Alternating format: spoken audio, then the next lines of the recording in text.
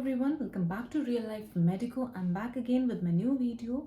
और आज की वीडियो मेरी बनाने का ये मोटिव है कि recently he like last night only I read an article in education times bye Ayushi Gupta, जिसमें आई फील कि उन्होंने बहुत गलत लिखा है और स्टूडेंट्स जो एमबीबीएस अब्रॉड से करना चाहते हैं उनको बहुत ज़्यादा मिस गाइड किया गया है, उनको बहुत ज़्यादा मिस इन्फॉर्मेशन प्रोवाइड की गई है।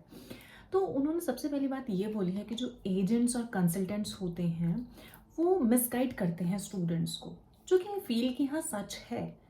एजेंट्स और कॉन्ट्रैक्टर्स जो होते हैं, कंसल्टेंसीज वाले जो होते हैं, वो स्टूडेंट्स को मिसगाइड करते हैं। वो नहीं चाहते कि कोई भी जो स्टूडेंट है जिसको गवर्नमेंट सीट नहीं मिली है इंडिया से एमबीबीएस करे, वो चाहते हैं कि वो बाहर से करे for their monetary benefits. But I think कि अगर कोई इंडिया से एमबीबीएस कर रहा है that is well and good, which is best. India से एमबीबीएस करना इज़ बेस्ट। अगर आप प्राइवेट अफोर्ड कर सकते हैं तो प्राइवेट करो, आपको गवर्नमेंट सीट मिली है तो इट्स बेस्ट। और अगर आप प्राइवेट अफोर्ड कर सकते हैं तो आप प्राइवेट एडमिशन लो। लेकिन उसके बाद ऑप्शन आपके पास यही होता है कि आप एमबीबीएस अब्रॉड से करें, which is equally good.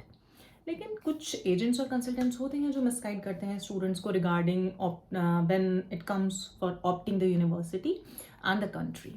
But यहाँ पर मेन पॉइंट ये नहीं है कि वो कंसल्टेंसी वाले जो हैं वो यूनिवर्सिटी या फिर कंट्री ऑप्ट करने में मिसगाइड करें। यहाँ पर मेन जो पॉइंट है उन्होंने ये बताया कि एमबीबीएस अब्रॉड को ऑप्ट करना ही गलत बोला गया है। बट जो ministry of education of Georgia है, जो ministry of medical science of Georgia है, जो स्पेसिफिकली बॉडी इसी चीज़ के लिए डिज़ाइन की गई है, क्या वो भी चाहती है कि उनके स्टूडेंट्स भटक जाएं, या फिर वो मिस इन्फॉर्मेशन प्रोवाइड करती है स्टूडेंट्स को, मिसगाइड करती है स्टूडेंट्स को? सो आई एम श्योर कि ये जो उनका वे ऑफ प्रेजेंटिंग है इस पॉइंट का, दैट इज टोटली रॉन्ग। और आई एग्री कि इस आर्टिकल को बनाने के लिए बहुत एक्सपर्ट लोगों की राय ली गई है और राय लिखी भी गई है इसमें। और आई नो कि ऐसे बहुत सारे आरटीआई एक्सपर्ट्स हैं, बहुत सारी आरटीआईज लगाई हुई हैं, उन्होंने अपने इंटरप्रिटेशन से बहुत सारी वीडियोस बनाई गई हैं और आप लोगों ने वो देखी भी हैं रिगार्डिंग दिस आर्टिकल। और इसी से मिलती जुलती काफ़ी सारी वीडियोस हैं जो बनाई गई हैं और बहुत सारी आरटीआई एक्सपर्ट्स से आरटीआईज लगाकर अपने पॉइंट को प्रूव करने के लिए। बट इट डजेंट मीन कि जो ये बोला गया है वो सही ही है। So also I was getting many messages from students and parents regarding this कि हमको ये बहुत ज़्यादा मिस इन्फॉर्मेशन है, क्या ये ऐसा तो नहीं हो जाएगा, वैसा तो नहीं हो जाएगा। So I decided to make a video to clarify all these doubts of everyone who are willing to take admission in MBBS abroad। और उनको ये थोड़ा मिस गाइडेंस मिल गया है जो अभी आर्टिकल आया था उसकी वजह से, और काफ़ी सारी इससे रिलेटेड वीडियोज़ देखकर। So the main thing about this article is, इस आर्टिकल में ये मेंशन था कि जब आप जॉर्जिया में ही अपना क्लिनिक नहीं खोल सकते तो आप इंडिया में आकर अपना क्लिनिक कैसे खोलोगे?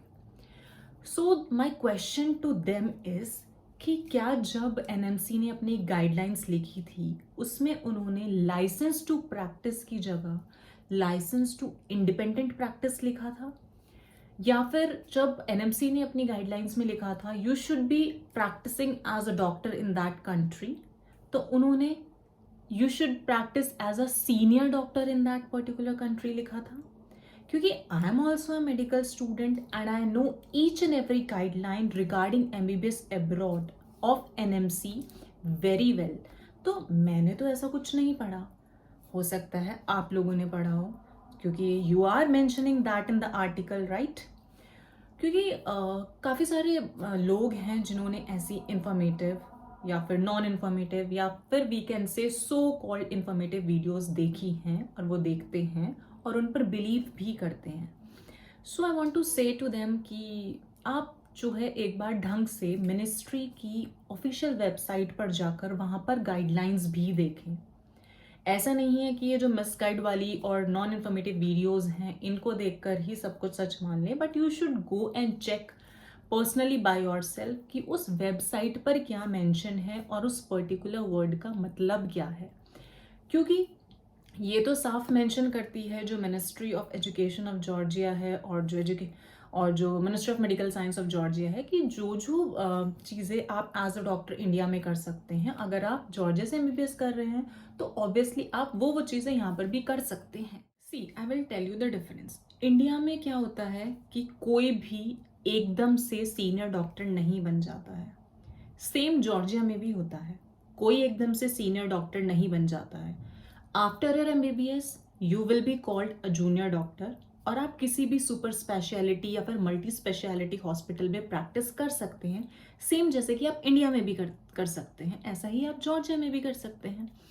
ओनली डिफरेंस इज, इंडिया में आप एमबीबीएस के बाद अपना क्लिनिक भी खोल सकते हैं, बट व्हाट इफ अगर आपको suppose you have some problem in your eyes, तो व्हाट आप क्या प्रेफर करेंगे? एमबीबीएस डॉक्टर के पास जाना प्रेफर करेंगे या फिर किसी आई स्पेशलिस्ट के पास जाना प्रेफर करेंगे? If you have any heart problem, you are having any problem with your heart, तो आप किसी एमबीबीएस डॉक्टर के पास जाएंगे या फिर आप किसी कार्डियोलॉजिस्ट को प्रेफर करेंगे जाना?